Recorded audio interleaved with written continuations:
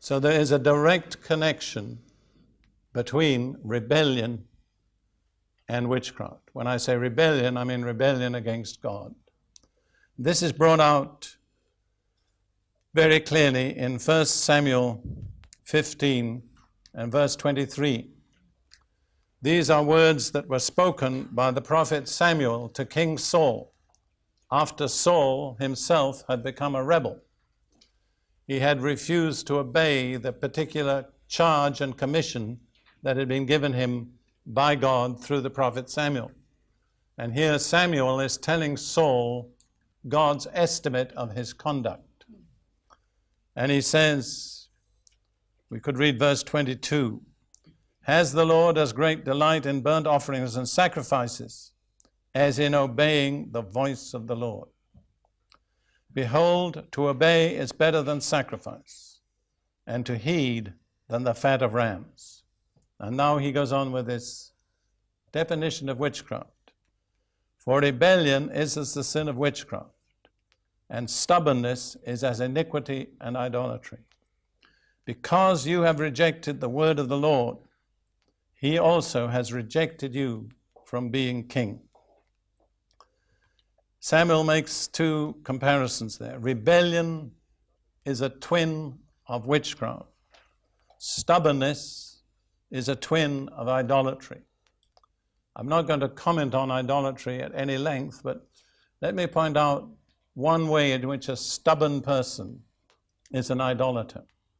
A stubborn person makes idols of his own opinions. And that's a form of idolatry. You see, it's interesting to consider our attitude in the church today. We won't accept, as a most part, drunkards or openly immoral people. But how many stubborn people do we have in church? And in God's eyes, they're idolaters.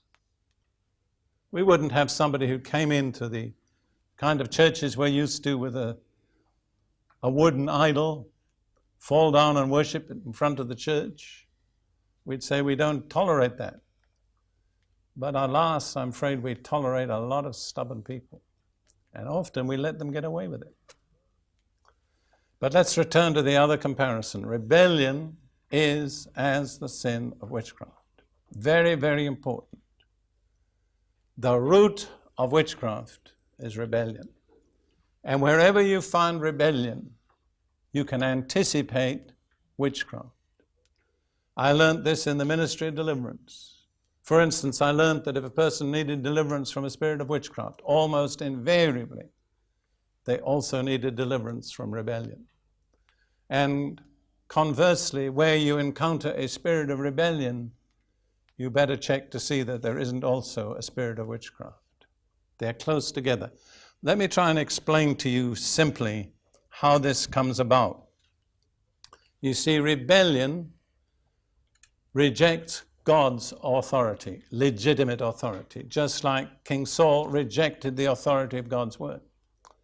But you can't exist in life for long without authority. So if you don't have legitimate authority, it's going to be replaced by illegitimate authority. And if you have illegitimate authority, it has to be supported by illegitimate power. And the illegitimate power that supports rebellion is the power of witchcraft. So really, wherever you find illegitimate authority being exercised, you better be prepared to deal with witchcraft. There's a very clear example in the United States in the 1960s. There was the rebellious generation. They turned their backs on almost all accepted forms of authority, parents, church, government, whatever. And they became a generation of rebels. Now, I've dealt with many of them, and many of them that met the Lord are my friends today. But almost without one exception, all those who went in rebellion went into the occult, went into the satanic supernatural, went into witchcraft. This is the logic of spiritual experience.